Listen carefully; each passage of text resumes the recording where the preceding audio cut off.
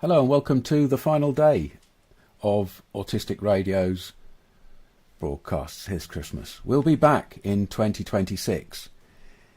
It's quite sad now, actually, feeling that we've done all these different programs and all these different broadcasts, and this is the last time we get to talk to you and talk to each other and experience our autism together.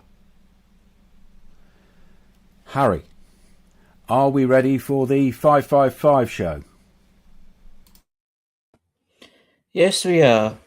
Hello, everyone. This is Harry's Facebook for Tuesday, the 30th of December 2025. This is where we share and discuss the Facebook posts on the autisticradio.com page. And the first post is from Chris Bonello, autistic author of the Underdog series. What do you love most about life? And Alfie Smith, the Speed Cuber. And he shared the following. Public service announcement. If you've had an awful year, please don't be disheartened when all your friends start writing statuses showing the highlights of their 2025. This is social media. Most of us, including me, only post the showreel, not the backstage chaos. And honestly, it's not always out of pride or trying to make ourselves look good. People are just less likely to have the energy to do a write-up about miserable things the same way we do with celebrations. I certainly don't make an effort to hide the bad stuff on my personal account.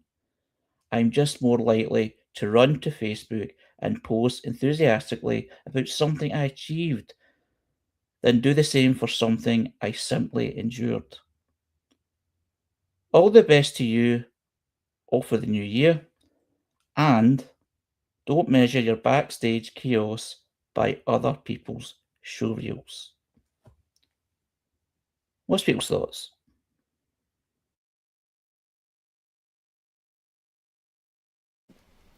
Ain't that the truth? We live in this strange world where our communication with other people is so performative through social media, and it's almost that it's the completely neurotypical space. I'm so worried that this over the years will become more and more, and we autistic people who are looking at all these other different lives and living in these different ways will feel further and further away from whatever normality in society is.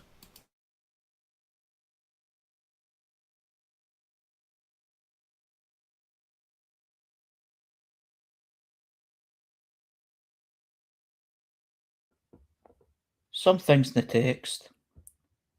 Part of neurotypical culture to not talk about bad stuff and pretending you are okay. And another, comparisons are odious, is an old quote I remember.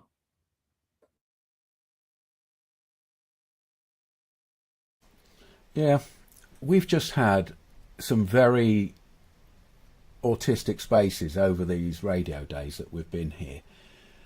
We've had the backstage area, and we've had the people making the broadcast and the podcast. All the way through that, we were sharing with each other the difficulties and the nitty gritty.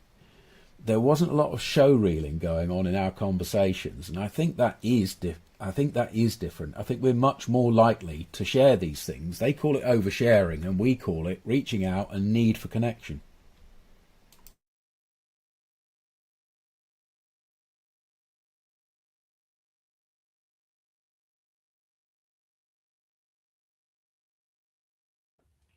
I think the problem with society, or it seems to be me, or it seems in my opinion, is there's comparisons and one-upmanship to do something better. Like if someone goes for a long walk, someone puts up that they went a long run. If someone has done something like they've made a tenner for charity or a sponsor, somebody would put, well, I've had £100. It's that sort of thing that actually sort of irritates me, because that's not what I use social media for. There's some things that I share, mostly because it's other people taking photographs out with family. But I don't take that much pictures, when I'm out with friends. And I don't share that status on the activity I did that day like other people do. I've never posted about a meal. I've never taken pictures of the food. And I haven't even taken pictures, certainly not that often, of places that I've visited. Not that I visit that many places. Even when I've been on holiday, it's not like I'll take some pictures here and I'll share them with social media.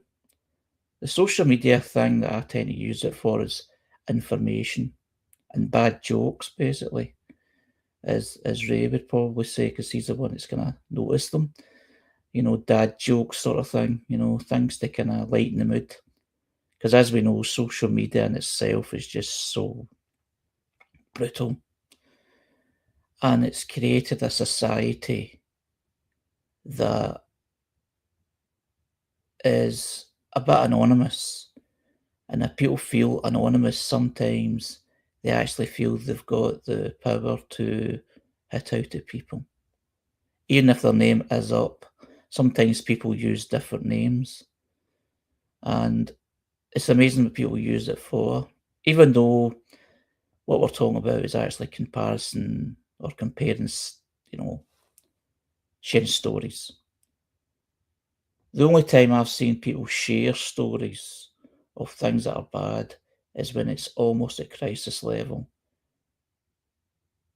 or as an example to help others.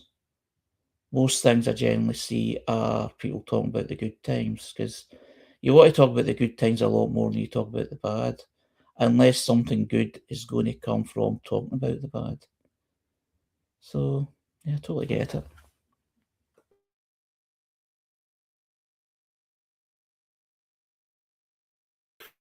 I think the Facebook culture and our social media culture is just an extension of what was already there. Part of colonial culture, everything being about competition, being one better than someone else, and work your way up to being more important than everyone else. And part part of all this stuff is they don't want you to show anything bad. If you look at when you ask a question, how are you? You're expected to say good or well, depend whatever your situation.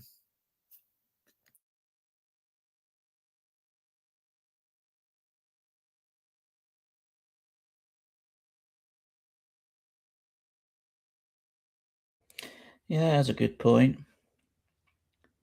Some people say fine because they don't feel comfortable with sharing anything, any struggles that they may be having anyway. But you are right about social media. A lot of all of it's controlled to a certain extent to what people say.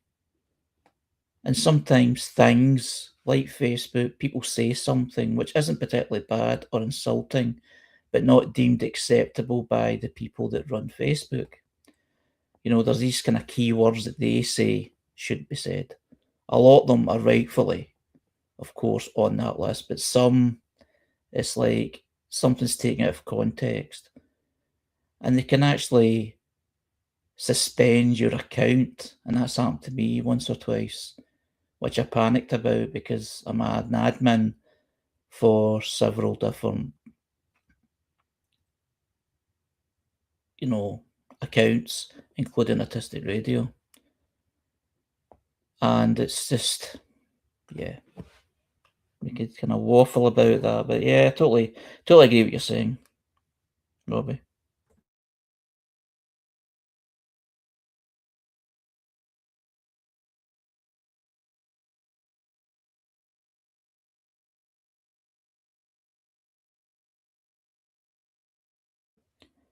The next post is from Pete Warmby, autistic author. An autistic and ADHD award-winning writer and speaker on autism and autistic lived experience. And he shared the following. We are exposed to too many people's opinions. And I feel like because we're reading them, often anonymously, our brains seem to allocate them greater weight than they deserve. From fandoms arguing about new releases, to people's attitudes and opinions on global politics and trends, we have so many constantly in our faces, and I don't think it's doing us any good. I don't want to know so many people's opinions. Some, yes, those I value, but we're exposed to millions, many of which are ignorant, foolish, nonsensical, antisocial, cruel, vapid, poorly considered. Why are we reading and watching so many? I wonder what the long-term impact of this will be. And yes, there's irony here as I post my opinion to 37,000 people. What's people's thoughts? There's also the possibility that some of these opinions are not even real. You know what I mean? They're created by bots. But that kind of exposure is what happens when you're needing to engage, which is, again, related to the previous post, I imagine. And what we do when we are involved with social media, it's a means for us to engage, maybe participate, a feeling of that. So when opinions come in, I suppose they're upsetting the environment. They're making you feel like you don't want to be there, and yet you do want to be there because you're trying to communicate, you're trying to engage. And when you brought in the word fandoms there, it kind of triggered me because I've been thinking today about fandoms and how, you know, the special interest aspect of our community has on occasion led to some people becoming creative themselves. So you become a fan of someone or something creative and you're passionate about it and you get involved and do stuff and engage with it. You even might meet the people that you are enthusiastic about. And what can happen in the best scenarios, I find, is that your very work doing that is a form of creativity, and it helps you then access your own form of creativity. So it's just this working community and making it really productive that I was getting as a reaction to all that.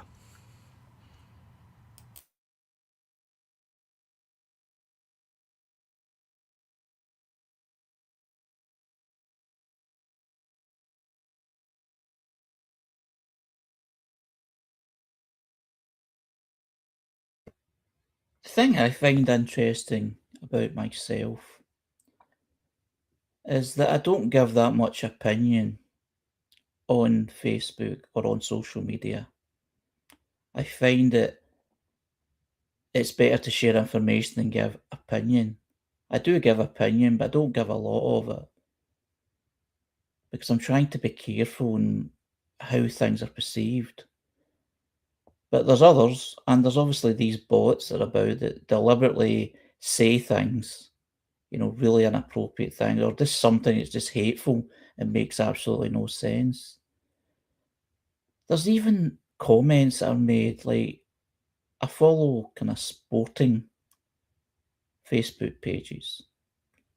social media pages, not just Facebook, but all over the internet, basically, not just social media. And there's comments.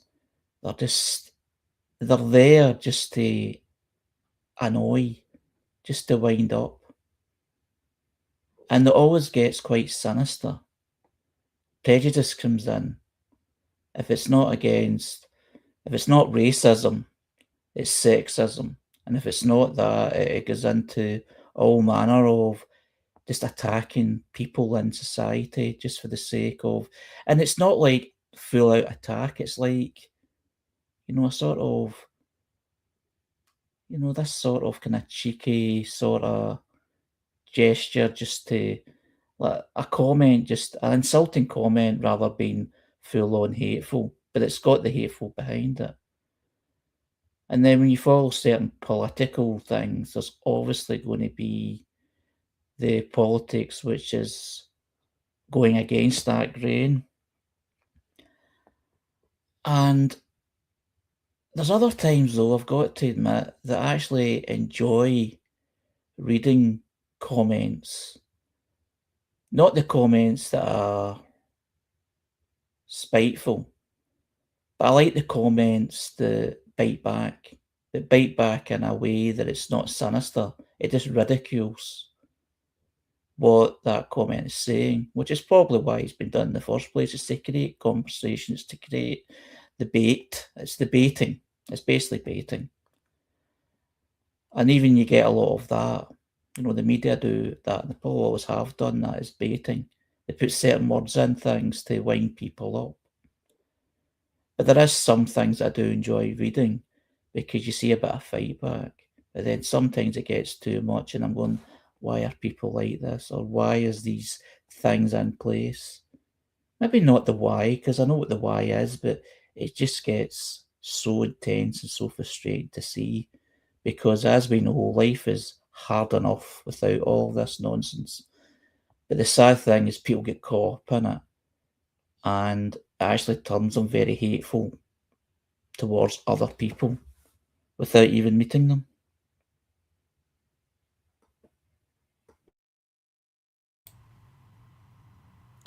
Sorry if I've cut in on anyone. I can't quite see whether anybody's on or not on two screens. I've put in the text that I see the poster has his post set on global, and that means anyone can reply. I never put my things global, because what you'll get is just besieged if you're kind of controversial or saying things, or a name, you've got some prestige or whatever. But part of the reason I didn't go global is because I just like to keep it within the people I know. That's my social media. So this poster wants to reach the whole world. The sign for it is a little globe. And the world is full of all kinds. And so etiquette is required, I suppose. There are settings in social media where you can limit things like that, even in global setting.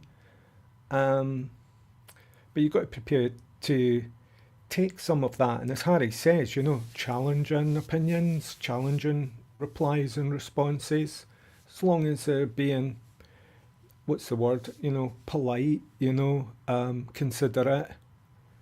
But who are we to judge? You know what I mean? It's an open thing out there, And if you meet people in various situations socially, it can get heated, it can get nasty, You can't pick and choose, really, most of the time. You can, you just got to not put your settings to global.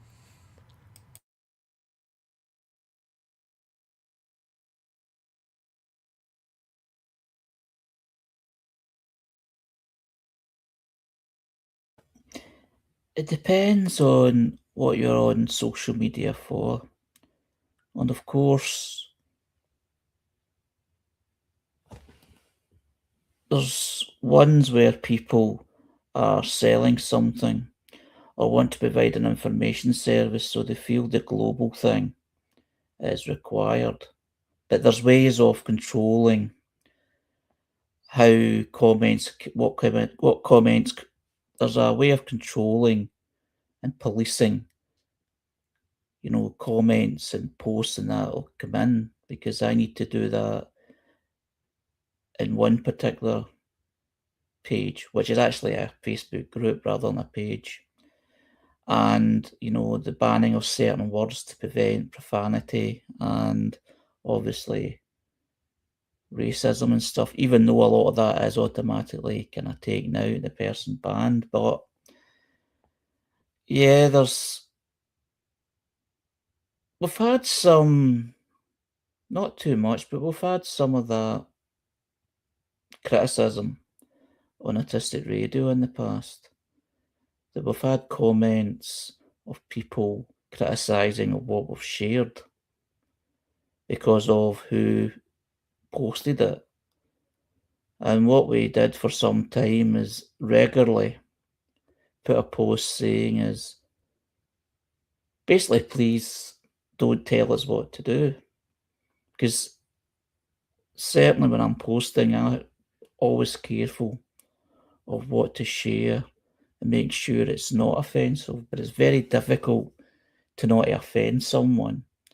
Because there's some things I see on Facebook which aren't out to offend. It's just like it takes you aback because of the way it's portrayed. Like when a parent of an autistic child words something in a certain way, and it's like, oh, wait a minute, don't talk like that, but then, wait a minute, I shouldn't be criticising because that's someone not being bad. It's just, you're basically you're reacting. And that's what Facebook and social media is all about, is reactive. People don't actually think about what they're saying. It's like reactive. It's like right away, and then they may regret, they may delete. But once it's on there, it's on there. And once somebody reads it, it's taken. It's it's a minefield. It's also fairly instantaneous as well, I mean, you try and find somebody's post sometimes if you're looking for it. You can't find it. You get what the algorithm throws up sometimes. But also, if somebody's posting daily, say, there's no way you're going to see what they did a couple of days ago or a week ago. You're only got to see what they've done today. Although sometimes what you see is something that's like a week ago and you go, why is this coming up? So it can be quite bizarre. But again, I have feelings about social media where I don't even use it for communication. I just use it as a space to do stuff.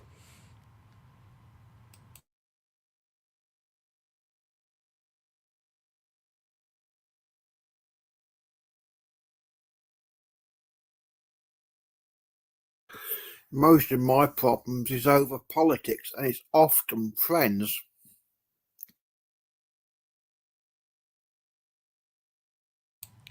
There's something about Facebook, Robbie. I can't see what I used to be able to see where someone else was, replying to other people, but that setting seems to have gone now. I can only see what you post. I have no idea what other people or organisations posts you're responding to or communicating with. So I imagine you've got quite a lot of dialogue going on with various users of social media, yeah? Get this thing off. I don't have that much following, and I don't have too much problem on my page. It's often with the stuff that comes up in my feed because of what my friends follow and post on, and what comes up in the news feeds. And do you respond to that? So then you're on someone else's feed? I've come to the point where I've stopped following people. I block pages that are problematic, but I still can't stop a lot of the racist stuff come up.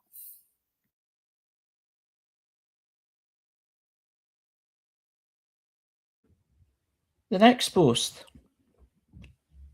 is from Spilling the Tea on Autism in ADHD. which is a blogger, an author of Built from All They Broke, a poem collection, navigating the CEND system in the UK as an AUDHD mum, writing one poem at a time. Mum to two AUDHD girls aged 10 and 14, trying to keep sane. And they shared the following. 2026, the year to be fully unmasked. Embarrassment is just a layer you can chip through. It isn't who I am. It's something that grew on me. After years of being watched, corrected, laughed at, told to tone it down, be quieter, be less. Drama class was my first taste of freedom, my favourite lesson. Accents, characters, exaggeration. Being allowed to be expressive without apology. It was masking, yes, but it was also the closest I got to unmasking, because play is where my nervous system could breathe. So in 2026, I'm choosing something braver. I'm choosing to be me, without needing a role, a reason, or permission. That looks like making Lego because my hands need to build. Dancing in the supermarket because joy shouldn't be private. Using silly voices because play keeps me regulated. I'm pretty good at accents from all over the world too. Singing loudly, badly, beautifully because I love to sing. I'm done shrinking to avoid embarrassment. I'm done translating myself into something more acceptable. If embarrassment shows up, I'll let it sit there. I'll chip through it. Because on the other side of it is freedom, and I've spent long enough surviving. 2026 isn't about becoming something. 2026 isn't about becoming someone new. It's about remembering who I was before the world told me to hide. My New Year's wish for all of you and your children is the safety and bravery to unmask and be authentically you. Michaela. What's your thoughts?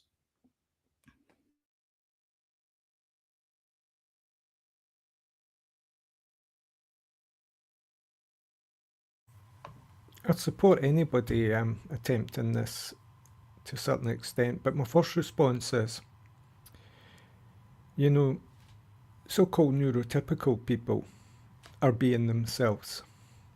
And very often neurodivergent people find them upsetting, you know, distressing sometimes, the way these neurotypicals behave. So I'm just wondering if we are upset by it in one group, do we have the right as a group to be so free ourselves? I mean, everyone should be allowed to be themselves, but if you become annoying to other people, or that's the wrong word, annoying, there are social boundaries. Maybe there aren't, but there are. And I think we all engage in a kind of social process, regardless of what group we identify with and who we think we are. So, but if a person is feeling that not being themselves is a real problem, like it's hurting them, then all power to you in exploring yourself and getting that, accessing that part of yourself. Don't be afraid of anyone. The social boundaries have been imposed by neurotypical people. And if what you're going to do isn't going to be hurting anyone else, then I'm all for it. It's what I intend to go. It's exactly my plan for 2026, to wear the clothes I like, to do more of my music, to learn the other instruments and perform as myself. And I'm all for this. I think it's a very privileged position. It's a lovely position to be in, to be able to say that you can unmask. But the ways the person is saying that they will unmask, they're not disrupting society, but they will get looks. And they're going to say to themselves, I don't care, this isn't actually harming anybody. Me dancing or me jigging or me expressing myself closer to unmasked is better. But yeah, I do get what you're saying there, Ray, because I would find some people who are autistic or ADHD absolutely incessant sometimes, because I need respite from these things. So I can imagine that the rest of society also needs protection from other people expressing themselves in the same way that you express that we need protection from them expressing themselves. I get what you're saying there, Ray.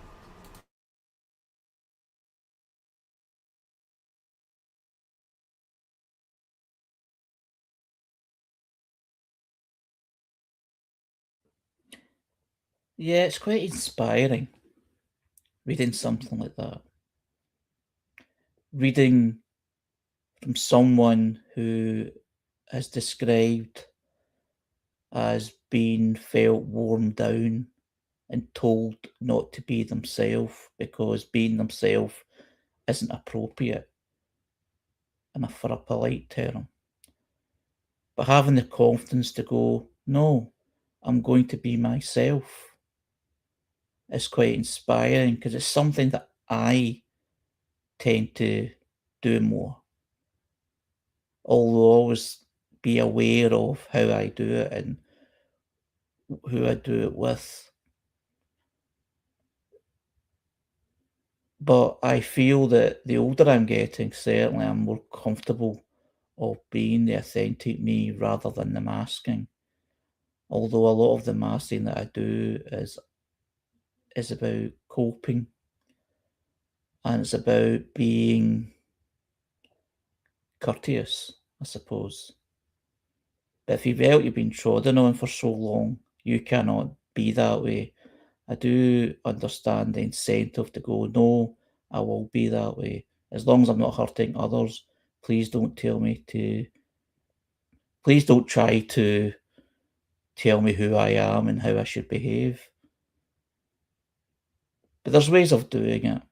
I mean, there was examples in the text about some people feel free, playing music, expressing themselves through music. Other people will do it through art, through writing, singing, all sorts of things. Some may be more noticeable than others. Some people may do it in private. Some people may want to do it sharing with people in public, performance sort of thing. But it is quite, I just like this sort of thing. There's a lot of stories you hear about people feeling that they feel they're not comfortable doing what they want to do. And just seeing someone say, well, I'm going to do it as a sort of New Year resolution, although they never said it that way. It's like something to look forward to when it comes to like milestones, when it comes to things like what's the new year going to be like? What's the plans? And to feel confident in yourself and look forward to being so, or at least trying it out, is something that's nice to see.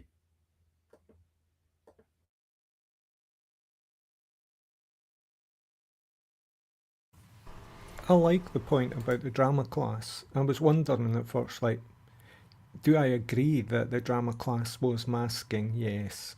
No, I don't think I do agree that drama is masking. But then she goes on to add that because it's play. And play, I think, is a very underrated part of the human condition. Work and play, that separation. There's a serious life and then there's the playful life. Really, there's no difference.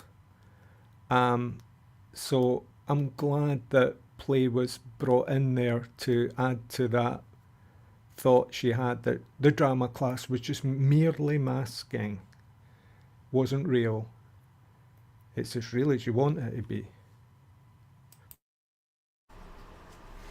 It's interesting to me because my family used to go away and play. Every year we would go to a big festival. It's a bit like Coachella or Burning Man. It's called Glastonbury here in the UK. And we went for more than 20 years as a family.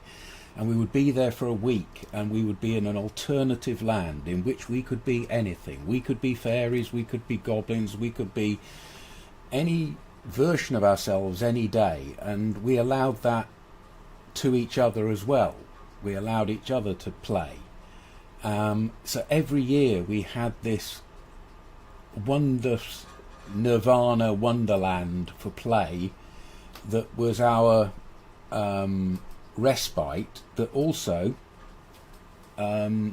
informed the rest of our lives, because in that place you can take away the playfulness and involve it in your own life. And I think that's what's happened with the drama classes, that you can play, you can become somebody else, you can change, and then you can take that away in your own life as well.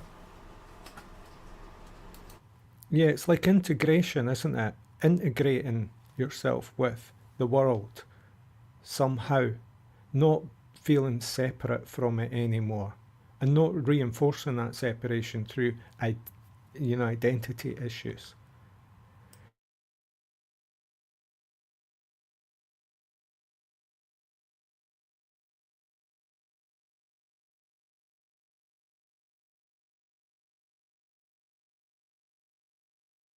Although I must add, words come to mind there like compromise and compliance, which Robbie knows these words well.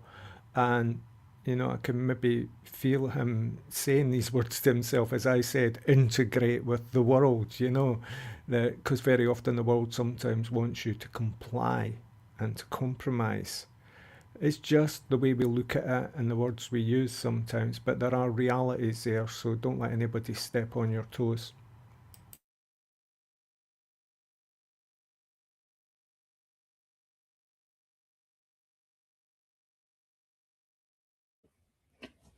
The next post is from the National Autism Association. Charity organisation. This is the official Facebook page of the National Autism Association as described in its Facebook description. And it says the following: awareness saves lives.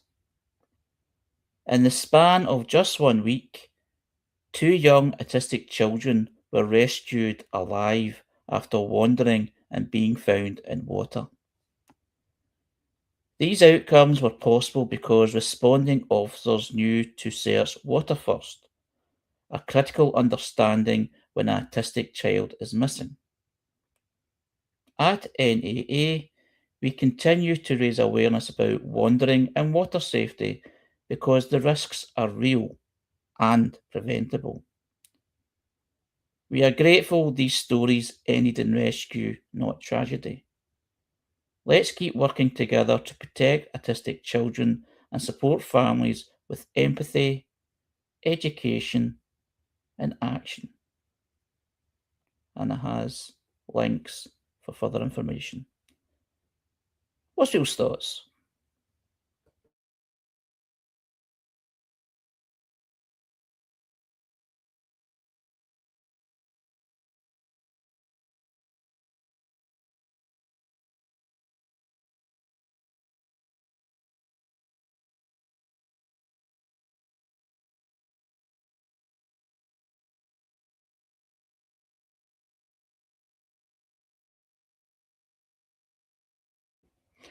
The reason that I shared it was sharing something else within. It was sharing a picture of a letter, but I chose to read the supporting text, and I just found it interesting in what it was saying. Just about autistic children's safety and if autistic child goes missing, search in the water first. I'm just wondering how that came about and why that's the case. Not saying it's wrong, I just found it interesting when reading it.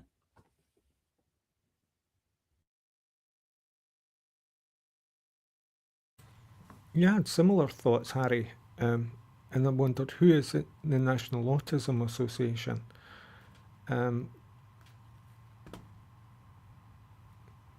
Because of course you have to take care and you have to consider, accidents and stuff in life.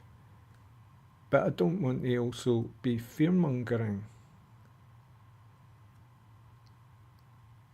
I may be misreading this, but I'm just trying to get this description back. Oh no, wrong one, sorry. It seems to me they're trying to push the idea that if you're looking for a child that has absconded, an autistic child, they have some evidence to say that autistic children have a fascination for water, or that's likely to be the kind of place that they're going off to find on their own. It could also be that if you're searching for a child or an adult that's missing, go to the places where there's most danger first, so that you can keep them away from the danger. Don't go to search somewhere nice and soft like a pub. Go for where they might actually be at harm. I'm not convinced that autistic children are more vulnerable to absconding and then drowning, but they seem to think that there's information, and they seem to think that if people know that autistic kids are fascinated by water, then that will make people go to the water first. I would say most children are fascinated by water, so if you're looking for a kid, go to the dangerous place first. And electricity pylons and multiple dangerous places. I think at root here is wandering. Is your child wandering? I mean, that's the initial issue. So as a parenting issue, it's like, what do you have in place for that situation? I mean, you said something there that made me think of, you remember when David Cameron's child was left behind in a pub? Or some politician? And you think, like, yeah, there are processes in place and care procedures. I hate to call it that, it sounds very officious, but just parenting, just looking after each other. And also I'm getting flashbacks to a Rolf Harris public service thing on TV.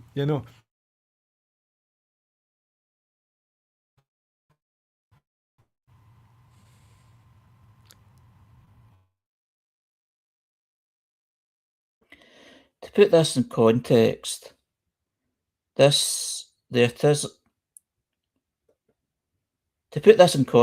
National Autism Association are based in the United States. So that it must be an issue that's arisen many times in that particular country. So it's just to put that perspective on it, why it was water. But as we say, water is one of many dangerous places, which is better to look at first when looking for a missing child, adult, autistic, or otherwise.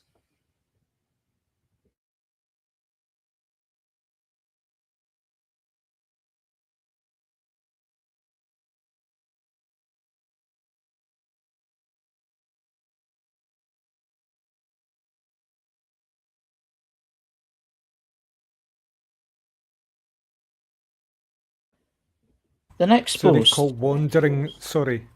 No, on you go. No, it's just, I was just reading that there because I don't know if you can see that I've highlighted the thing.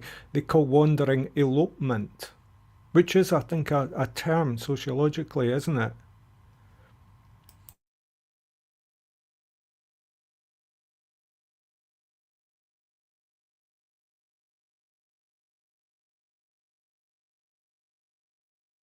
And it seems they're promoting now training first responders, caregivers. Yeah, fair enough.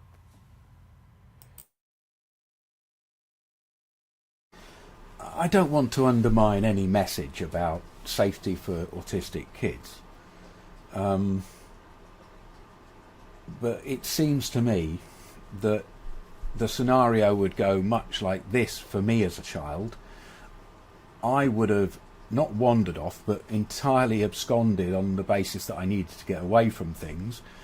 I went to the place that I enjoy, which was down by the riverbank, to do some bird watching.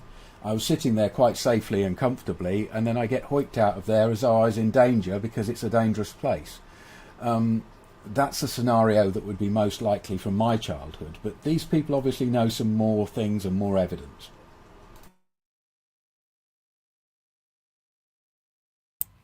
Yeah, there were different times and different cultures when we were young. I'm not saying it's any different from now, you know. It's just there's a wee bit more restriction, I think, these days on what the so-called freedom of the child compared to our youths.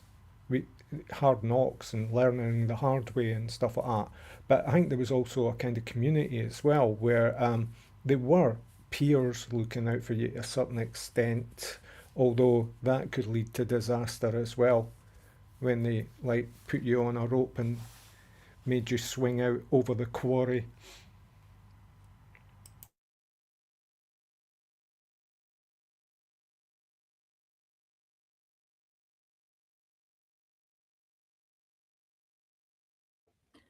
The next post is from Neurodivergent Lou, who's a blogger finding a place in a neurotypical world. And he shared a presentation, which is fairly short, so I'll read it all. And it's called Autistic Joy Is.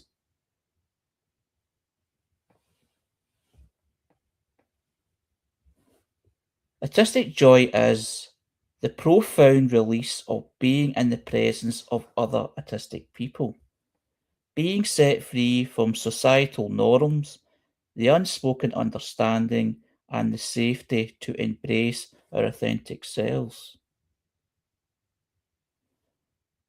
Autistic joy is when the special interest comes up in conversation and all the knowledge can be usefully be infodumped. Autistic joy is meeting someone and realizing they share the same special interest as you.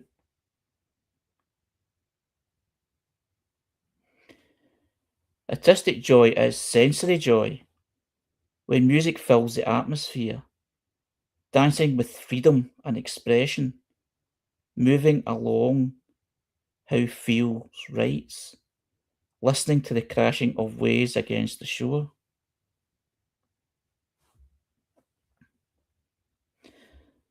Autistic joy is noticing the small details, the texture of the bark on the trees, noticing the crinkles at the corner of a stranger's eyes as a smile breaks through their face.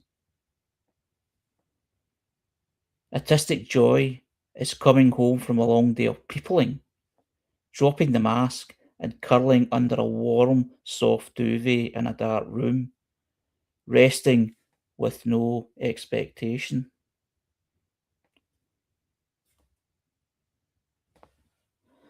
And finally, autistic joy is watching a TV. Autistic joy is watching a favourite TV show or film over and over again. What's Phil's thoughts? Do you relate to this? Some of it, yes, but I want to insist on the idea of difference.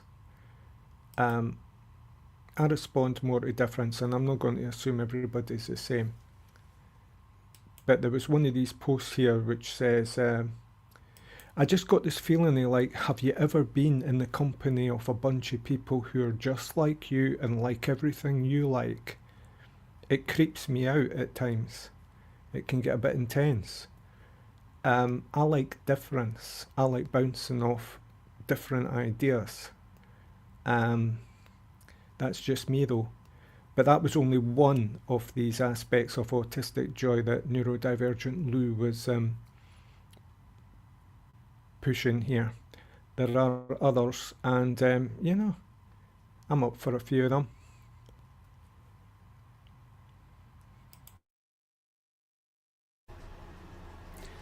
I feel a lot of it was very good and very poetic, and talking about the joys and the things that we really enjoy in life and take wholehearted enjoyment from.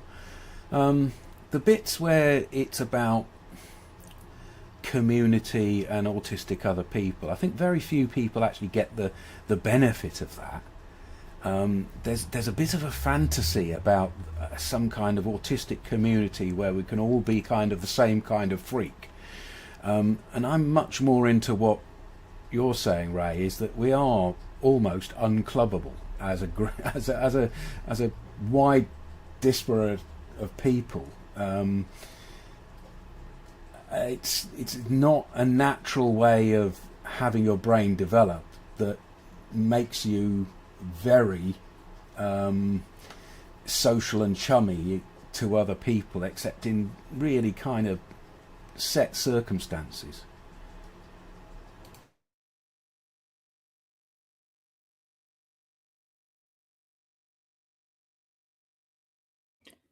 Yeah, I totally get it.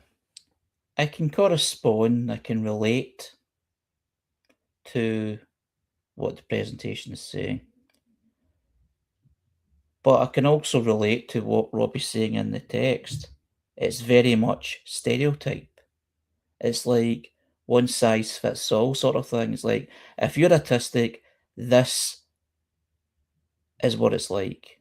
This is what your joy is like. And it's just so simplistic. And as we know, life isn't like that. Every autistic person is different. I mean, there's 4 of us here, and every single one of us is different. That's what makes the broadcast, that's what makes the podcast, that's what makes conversation interesting. We're very different. We may be similar in some ways and very different in others. But what I like about the presentation is that it gives hope for people who may feel a bit lost or maybe feel that their life is actually miserable.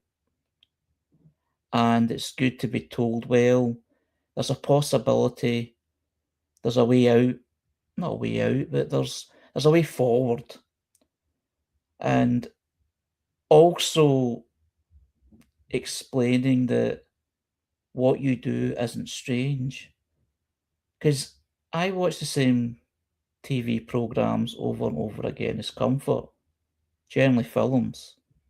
Sometimes you don't even watch them, they're in the background as a sort of comfort noise. I don't generally watch anything new. I do the same things over and over. I can relate to, because I live on my own, I can relate to loving coming home after a long day of peopling, as was been described before. It's like you're out and it's been a good time, and it's been good, even been away for a couple of days even, and it has been good, but it just feels so good, especially if you've been travelling in public transport, to come in and just your own space, your own sort of kind of setup, the comfort of home. So I can relate to a lot of it. I can certainly understand that it may come across not patronising, but very limiting.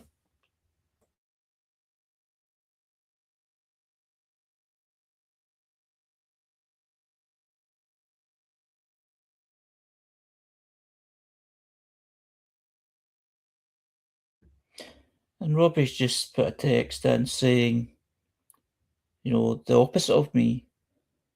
I actually hate being on my own. And that's after me talking about liking being alone and knowing that others feel the same way and knowing that others certainly don't. They crave or certainly want company in some way.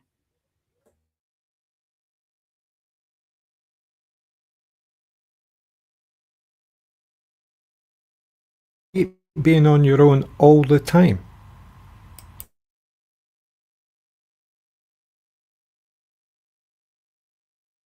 I actually need to be on with people on a regular basis, but it needs to be with people that I can connect with.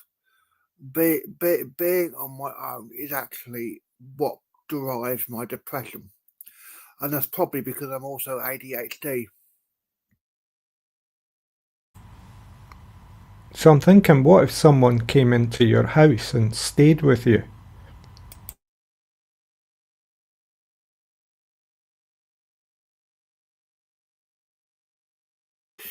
Not allowed, but I would struggle unless it's someone I really trusted, because I'm very protective of my belongings.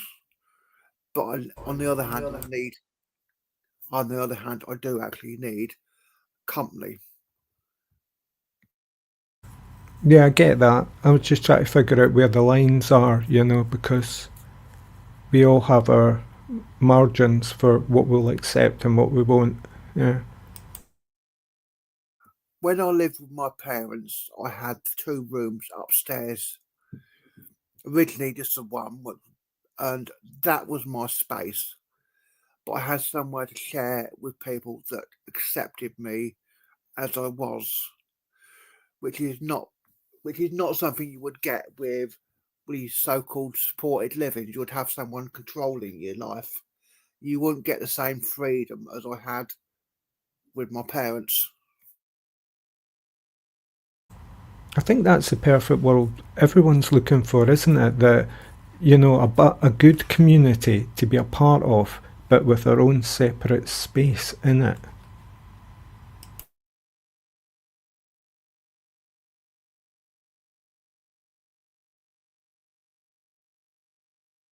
I generally connect people through doing activities with people. It's one thing that actually works. Unlike a lot of autistic people, I don't collect facts. Conversation can be quite difficult. And I actually don't like this way they call it special interests. They're just interests like anyone else, just less of them.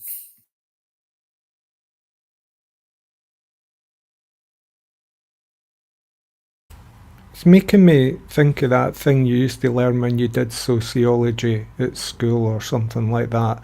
I think the phrase is anomie, the alienation that in society that's happened with, capitalism and commercialization, that people have become very detached from each other and communities kind of largely gone in a lot of ways for a lot of people.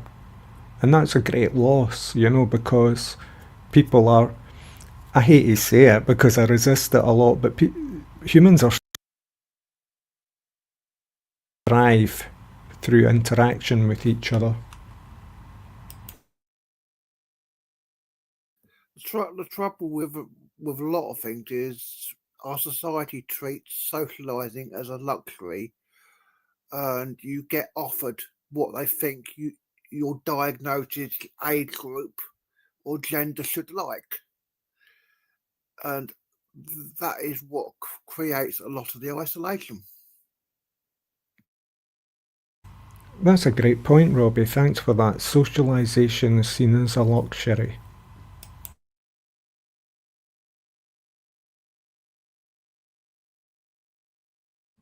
All the so Sorry, you go, Robbie. all the so-called therapy and chat things is all about convincing you to like being on your own. When I had the assessment with the autism team, socializing didn't come within their remit. They wouldn't help me find new places to go. It was just go off and volunteer and go to drop-ins. And it was actually very difficult for me to go new places where I didn't know anyone.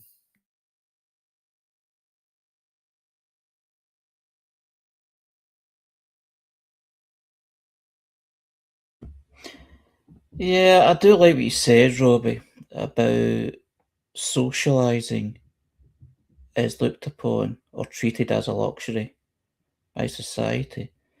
And even though I've talked about being alone and,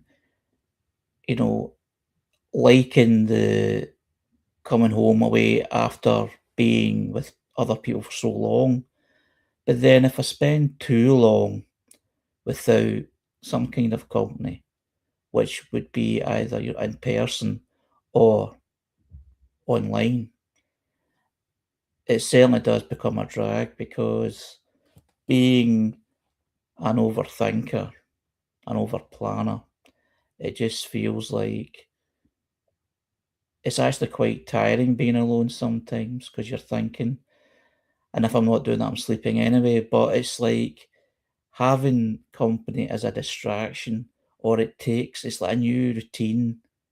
As long as you know the person and you trust them, etc., of course, it's like something new, something different, and something very comforting. And it's artistic joy for me.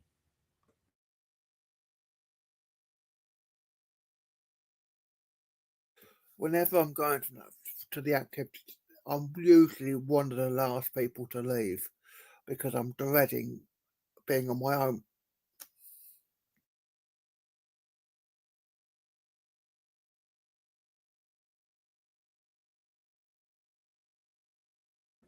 Well, thanks everyone.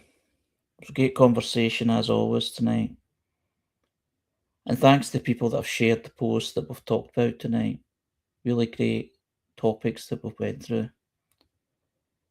So this is Harry's Facebook for Tuesday the 30th of December 2025, which is part of the Autistic Radio Days,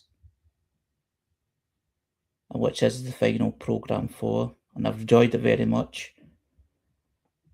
So to let the day finish off, I'll hand over to Jules. I'm perfectly happy with you making the final statement, Harry. Do you want to just do it? Absolutely. So thanks everyone for being involved and listening to the Autistic Radio Days.